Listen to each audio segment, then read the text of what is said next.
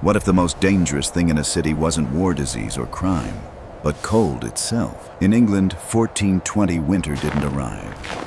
It tightened its grip slowly, silently, until survival became a daily calculation. A single dying ember could mean the difference between life and death. No alarms, no warnings, just the quiet question every household feared: what happens when the fire goes out? This is not a story of kings or battles, but of something far more relentless, an entire society built around staying warm, one fragile flame at a time. England in 1420 was not a nation of grand comfort, but of fragile systems holding together against nature's indifference. Villages were small, tightly clustered, built from timber and thatch materials that offered shelter but little protection against winter's reach. Cold seeped through walls as if they weren't there at all. Morning did not bring relief. It revealed damage.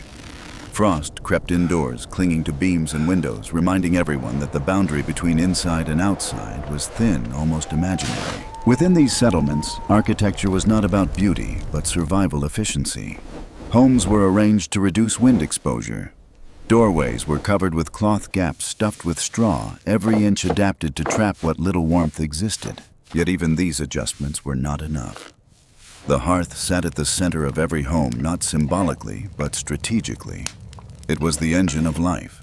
Without it, the house was no longer a shelter, it was a liability. Outside, the village moved cautiously.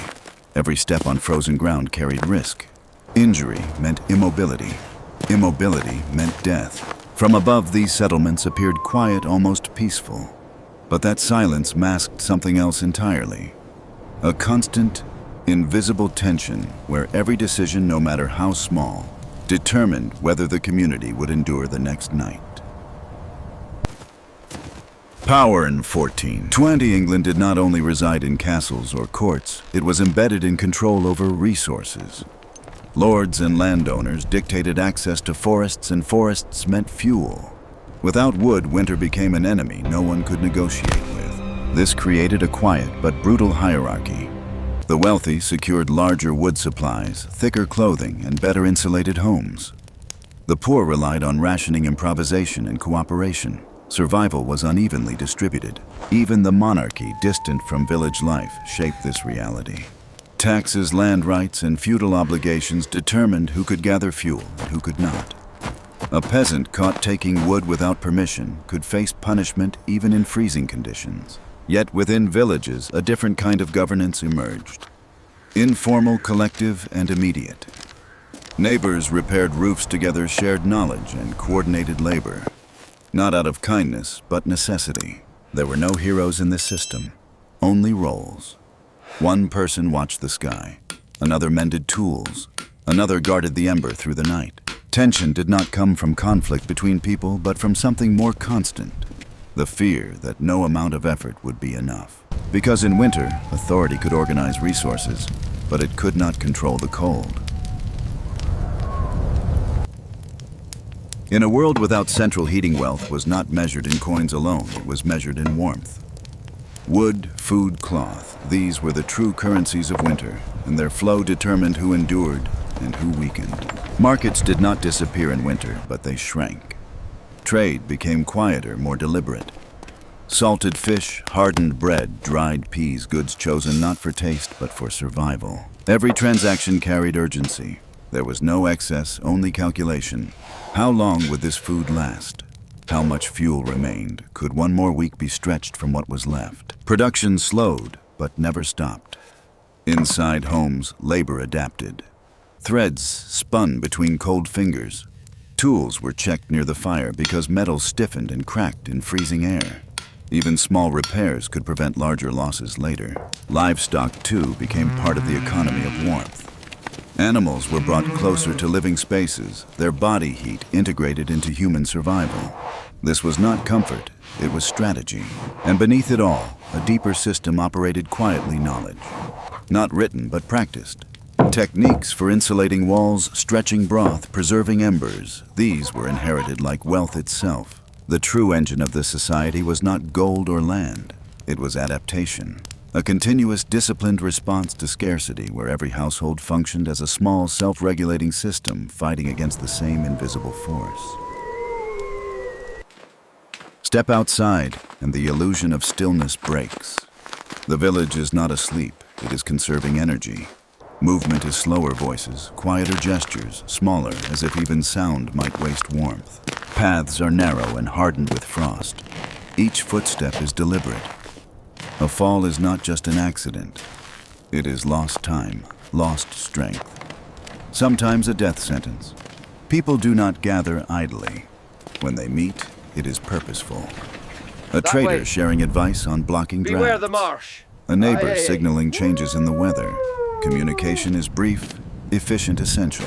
Clothing tells its own story. Layers of wool and linen heavy with smoke and dampness wrapped tightly around bodies. They do not fully protect, but they delay the cold's advance. Children learn differently here. Not through instruction, but observation.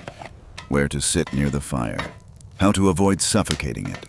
How to pack straw into cracks along walls. Skills are absorbed silently because mistakes carry consequences. Even the air feels different. Smoke hangs low over the village, trapped beneath heavy clouds, forming a dull gray ceiling. It blurs vision, irritates lungs, but also signals something vital. Fires are still alive. There is no dramatic struggle in the streets, no chaos, no panic. Only a steady, disciplined rhythm of survival. Because here, life is not about overcoming winter. It is about enduring it one careful step at a time. When darkness falls early and the cold presses closer, people turn inward, not just physically, but emotionally.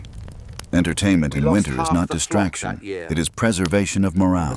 Stories are told near the fire, not for amusement alone, but to pass knowledge disguised as memory. An elder might recall winter's long past, describing remedies for coughs, or how heated stones wrapped in cloth could keep feet from freezing through the night.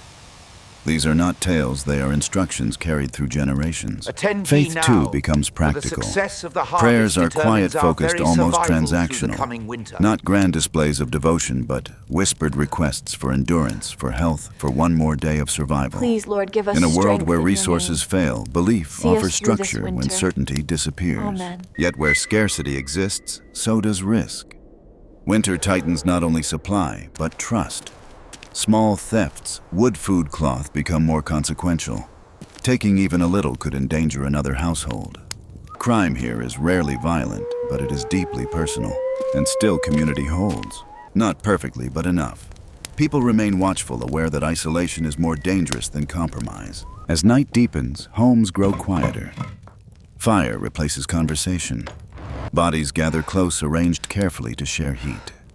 Sleep comes lightly interrupted by the need to tend embers, to listen for wind to react before small problems become fatal. There is no true rest, only managed vulnerability. The winter of 1420 was not recorded as a single catastrophic event. Yet it represents something more enduring, a model of how medieval society adapted to constant environmental pressure. What emerges is not a story of suffering alone, but of systems. Informal cooperation networks, practical knowledge sharing, and architectural improvisation formed a kind of invisible infrastructure. Survival was not individual, it was collective. This quiet resilience shaped future generations. Techniques developed in these villages, insulation methods, food preservation, fuel management would influence how later societies approached cold climates. The idea that survival depends on small, repeated actions became embedded in daily life. At a broader level, these conditions reinforced social structures.